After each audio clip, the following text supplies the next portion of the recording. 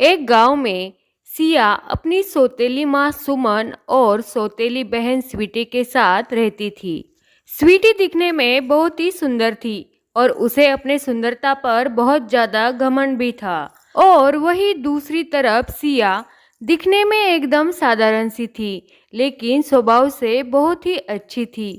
लेकिन उसके अच्छेपन से किसी को कोई मतलब नहीं था। घर में कोई भी सिया से अच्छे से प्यार नहीं करता था। उसकी सौतेली माँ और सौतेली बहन तो उससे बिल्कुल भी प्यार नहीं करती थी। ऐसे ही एक दिन स्वीटी तैयार होके अपनी दोस्त की शादी में जा रही थी। तभी सिया वहां आकर बोलती है, दीदी, लगता है आप अपनी दोस्त की शादी में जा रही है। क्या मैं भी आपके साथ आ सकती हूँ? हा हा हा, काली कलोटी बंदरिया, तूने अपनी शक्ल देखी है?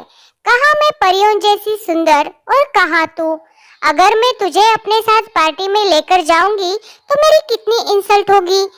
तू चुपचाप घर में बैठकर घर का काम कर, अपनी औकात से ज्यादा बकबक मत कर। तभी सुमन वहां आ जाती है। स्वीटी सुमन को सारी बातें बताती है। वह बातें सुनकर सुमन बहुत ज्यादा गुस्सा हो जाती है और सिया को थप्पड़ मारने लगती है और उसे कहती है, तेरी हिम्मत कैसे हुई मेरी बेटी की सहेली की शादी में जाने की? तूने अपनी शक्ल देखी है? अगर कोई तुझे देखे तो उसे रात को नींद ना आए। पता नहीं वो कौन सी मनोज गढ़ी थी जिस दिन मैंने तेरे पापा से शादी कर ली। अगर पहले ही मैंने तुझे देखा होता तो मैं ये शादी कभी नहीं करती। मुझे तो तुझ जैसे काले लोगों से सख्त नफरत है। चल उठ, अब घर का काम कर। घर में इतना सारा काम पड़ा है। शादी में जाएगी महारानी, शक्ल ना सूरत। सिया को अपनी सौतेली माँ की बातों का बहुत बुरा लगता है। वह रोते रोते घर के काम करने में जुट जाती है। सिया के साथ हमेशा ऐसे ही होता था। ऐसे ही समय बीत रहा था। सिया और स्वीटी का जन्मदिन एक ही दिन आता था।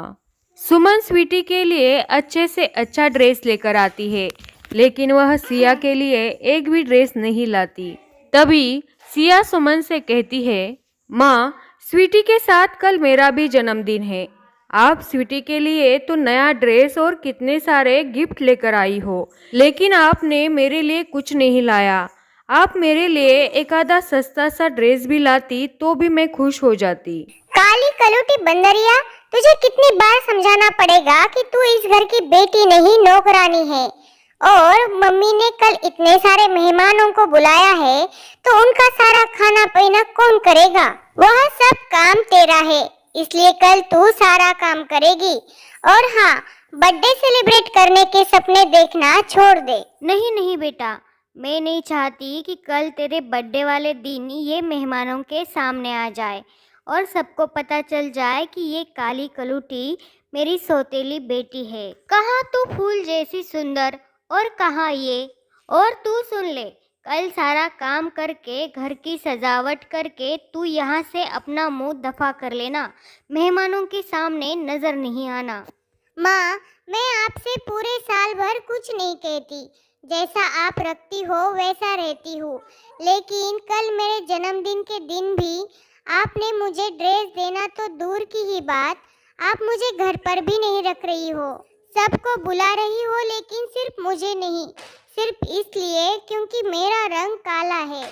मैं स्वीटी की तरह सुंदर नहीं हूँ, इसमें मेरी क्या गलती है? ऐसा कहकर सिया वहां से चली जाती है। वह बहुत रोती है। पूरे रात जागकर अच्छे अच्छे पकवान बनाती है।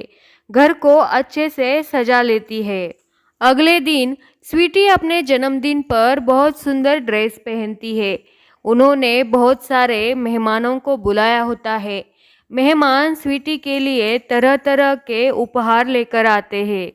और वही दूसरी तरफ सिया का जन्मदिन मनाना तो दूर, उसे कोई विश भी नहीं करता। बेचारी सिया अपने वही फटे पुराने कपड़े पहनकर बाहर एक पेड़ के नीचे बैठकर रो रही थी।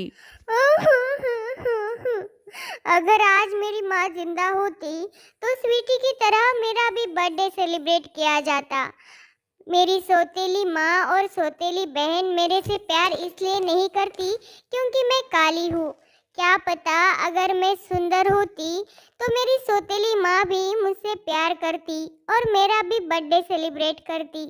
मेरी सौतेली माँ और बहन को ये समझ में क्यों नहीं आता कि अगर मैं काली हूँ, बदसूरत हूँ, तो इसमें मेरी क्या गलती है। इस तरह से सिया बहुत जोर जोर से रो रही थी। तभी वहां पर एक बूढ़ी औरत आती है और सिया से कहती है, लगता है बेटा तुम बहुत ज्यादा दुखी और परेशान हो। तुम चुप हो जाओ, मैं तुम्हें एक परी के बारे में बताती हूँ जिसके पास जादुई ड्रेस है। अगर उस परी की परीक्षा में पास हो जाओ तो तू सोच भी नहीं सकती कि तुझे क्या मिल जाएगा। यहाँ से सीधा चलते जाओ, ठीक है। उस बूढ़ी औरत की बातें सुनकर सिया जंगल में चलने लगती है। वह सीधा चलने लगती है और थोड़ी दूर जाकर पहुंच जाती है। तभी उसे एक जख्मी हिरन दिखाई देता है। अरे, तुम कितने प्यारे हिरन हो। तुम्हें इस तरह से जख्मी किसने किया? तुम्हें तो बहुत ज्यादा दर्द हो रहा होगा। रुको, मैं अभी तुम्हारी मदद कर देती हूँ। ऐसा कहकर सिया उस जख्मी हिरन के जख्म पर वहां से जड़ी बूटी तोड़कर लगाती है और उसे हरी घास भी खाने के लिए देती है। हिरन खुश होकर सिया से कहता है, सिया, तुम्हारा दिल कितना बड़ा है और शीशे की तरह साफ है। तुमने मुझे जख्मी देखा तो तुरंत मेरी मदद की और मुझे हरा भरा घास भी खिलाया। सिया हिरन की मदद करके थोड़ी आगे बढ़ती है। तभी उसे एक पेड़ दिखाई देता है जो कि प्यासा था और उसके आजू बाजू में बहुत ज़्यादा गंदगी भी पड़ी थी। सिया उस पेड़ के बाजू में पड़ी हुई गंदगी साफ करती है और पेड़ को पानी भी पिलाती है। सिया वहां से कुछ दूर चलकर जाती है तो उसे सोने और चांदी के 2 ड्रेस दिखाई देती है। वह ड्रेस देखकर सिया बहुत ज्यादा खुश होती है और बोलती है, बूढ़ी माँ ने तो कहा था कि इस जंगल में परी मिलेगी और उनके पास सोने और चांदी के ड्रेस होंगे, लेकिन मुझे तो अभी तक परी जी मिली ही नहीं। अब मैं क्या करूं? सिया ऐसे सोच ही रही थी कि तभी जादुई सोने और चांदी के ड्रेस से आवाज आती है, सिया, मैं परी की जादुई ड्रेस हूँ। मैं जानती हूँ कि आज तक तुम्हारे जिंदगी में तुम्हारे साथ कितना बुरा हुआ है। सब तुम्हारे काले रंग की वजह से तुम्हारा कितना मजाक उड़ाते हैं। यहाँ तक कि तुम्हारी सौतेली माँ और सौतेली बहन ने भी तुम्हारे साथ कितना बुरा बर्ताव किया है। तुम मुझे पहन लो, फिर देखना तुम दुनिया की सबसे सुंदर लड़की बन जाओगी और सभी लोग तुमसे खूब प्यार करेंगे। सिया, मैं भी परी की चांदी की ड्रेस हूँ। मैं तुम्हें कोई सुंदरता तो नहीं दे सकती, लेकिन अगर तुम मुझे पहन लोगी तो तुम परी के पास जा सकती हो और अभी परी की जान खतरे में है।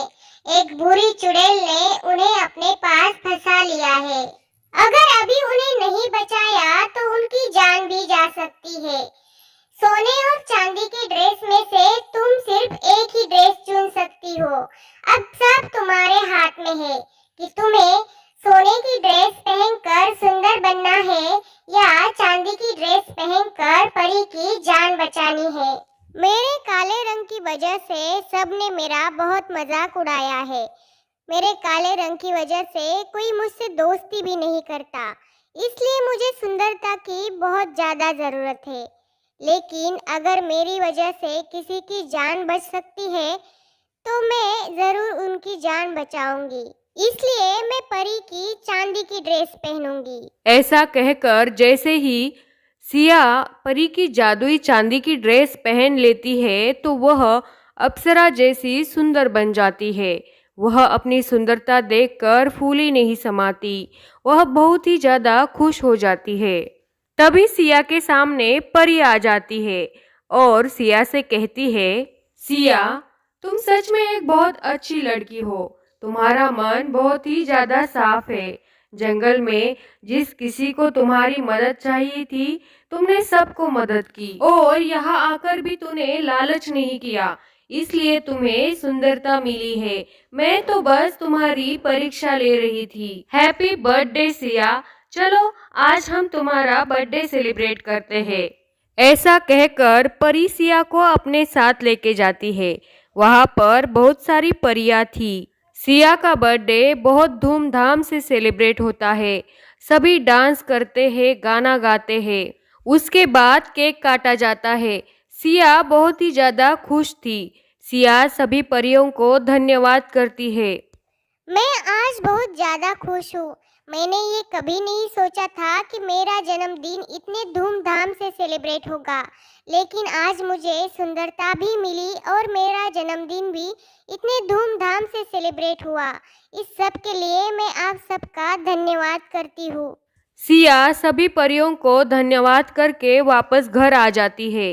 सिया को इतना सुंदर देखकर दोनों माँ बेटी का मुंह खुला का खुला रह जाता है। सिया की बच्ची, तुम तो कितनी ज्यादा बदसूरत थी, तुम इतनी ज्यादा सुंदर कैसे बन गई? फिर सिया उन दोनों माँ बेटियों को बताती है कि जंगल में परी के पास जादुई सोने और चांदी के ड्रेस है, जिन्हें पहनकर मैं इतनी ज्यादा सुंदर हुई हूँ। ये बदसूरत सिया कितनी ज्यादा सुंदर हो गई है परी की जादुई ड्रेस पहनकर। मैं तो पहले से ही इतनी सुंदर हूँ। अगर मैं परी की जादुई ड्रेस पहनूंगी तो और भी ज्यादा सुंदर हो जाऊंगी। मुझे तुरंत वहां जाना चाहिए। ऐसा सोचकर स्वीटी भी जंगल की तरफ निकल जाती है। उसे भी वह जख्मी हिरन दिखाई देता है, लेकिन वह उसकी मदद नहीं करती। फिर आगे जाकर उसे वह सूखा पेड़ भी नजर आता है, लेकिन वह उसकी तरफ भी ध्यान नहीं देती और आगे निकल जाती है। तभी उसे वह दो जादुई सोने और चांदी की ड्रेस नजर आती है। वह तुरंत ही सोने की ड्रेस पहन लेती है, लेकिन जैसे ही वह ड्रेस पहन लेती है वह बहुत ही ज़्यादा काली बन जाती है। खुद को इतना बदसूरत देखकर स्वीटी बहुत रोती है। तभी उसके सामने परी आ जाती है और स्वीटी से बोलती है, स्वीटी, यह जादुई सोने और चांदी की ड्रेस उन्हीं लोगों की मदद करती है जो दूसरों की मदद करते हैं, लेकिन तुम तो कभी किसी की मदद नहीं करती और तुम तो पहले से ही इतनी सुंदर थी, लेकिन तुम अपनी सौतेली बहन से जलन की वजह से यहाँ आई हो। अब तुम हमेशा के लिए ऐसे ही बदसूरत रहोगी। तुम्हें तुम्हारी लालच और घमंड की सजा मिल गई है। परी की बातें सुनकर स्वीटी बहुत ज्यादा रोने लगती है और वही दूसरी तरफ सिया के सुंदरता के चर्चे दूर दूर तक होने लगे थे। सिया की शादी एक राजकुमार के साथ हो जाती है। अब वह अपनी सौतेली माँ के अत्याचार से बहुत दूर राजकुमार के साथ अपना जीवन खुशी खुशी व्यतीत करती है। तो दोस्तों, कैसी लगी आपको हमारी कहानी? अगर आपको हमारी कहानी पसंद आई हो तो हमें कमेंट करके ज़रूर बताइए और हमारे चैनल को सब्सक्राइब ज़रूर करिए।